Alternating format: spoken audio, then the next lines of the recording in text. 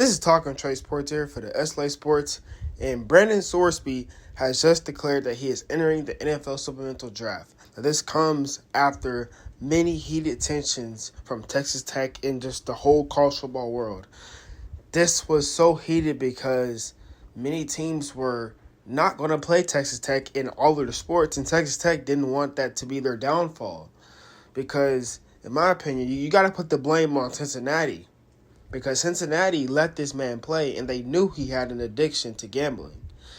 But I think that Sorsby entering the NFL Supplemental Draft, it's good for college football because it doesn't put all that drama in the game. Like, college football has gotten out of hand in a way with the NIL and all the 5 stars. But today I'm kind of going to break down what it is. I looked it up on Google and I just want to make a little video about talking about it.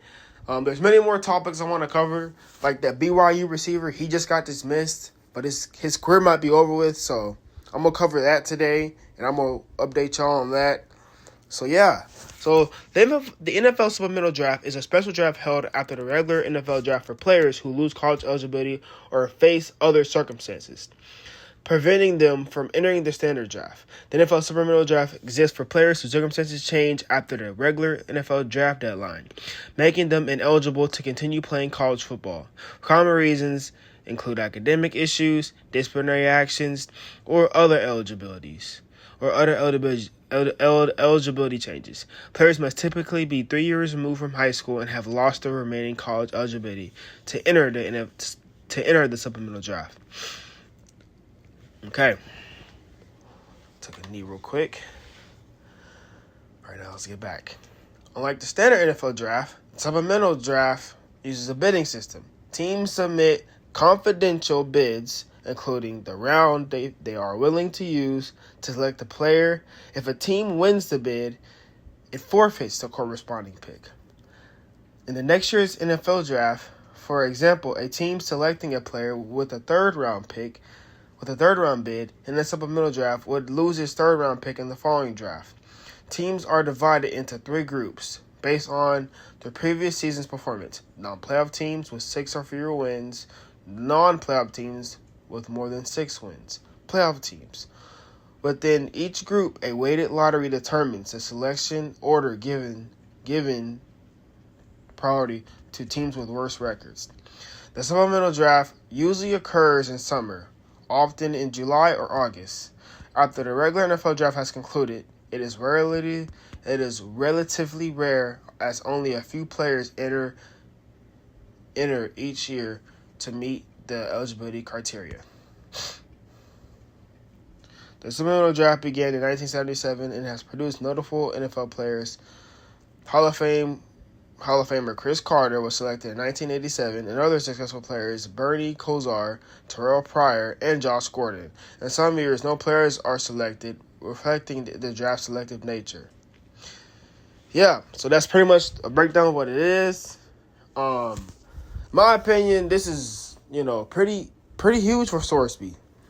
Now, Sorsby wasn't a Joe Burrow type guy. Tech offered him $6 million, but Sorsby, he was mid, in my opinion. I mean, he wasn't going to do anything at Tech anyway. They're probably going to be a contender because Tech had an easy schedule. But,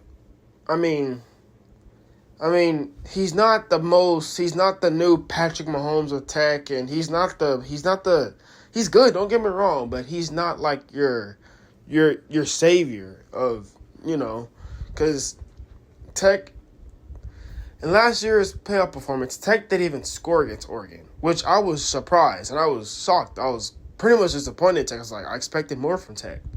But in my opinion, Tech's probably going to go 10-2, 11-1, 12-0 next year. Maybe win Big 12 championship again and be contending for another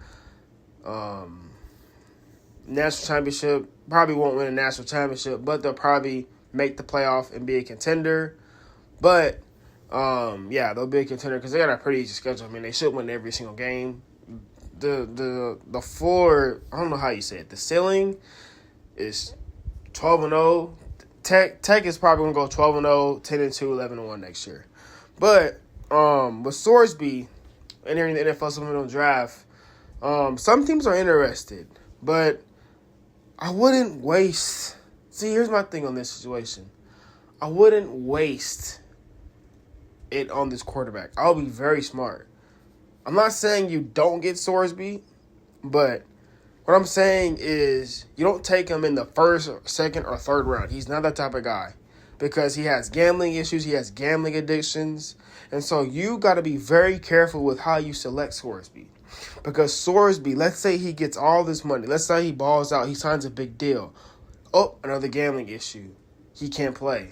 The NFL doesn't take this. The NFL does not play games with gambling addictions. And this is why I don't do none of that. I don't gamble. I don't do none of that.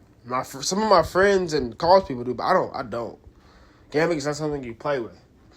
But if I'm NFL teams, if I'm looking at Sorsby, I'm looking at his gambling issue, I'm like, okay, can we trust this guy? Can we take him? Can we really trust him to be the leader of our franchise after this gambling issue? And the answer is no. He needs to get in more mental health help, and he really needs a lot. But I would take him in the 5th, 6th, or 7th round because that's the type of quarterback he is. A lot of teams are going to pass up on this guy, but in my opinion, he should go to a team that's like mid, or that needs a quarterback, or where he can learn under, because he needs to mature. And after this situation, he's got a lot to learn. But let me know what y'all think in the comment section below about Brendan Sorsby. Y'all have a great day, man. Jesus Christ loves y'all, man. Peace.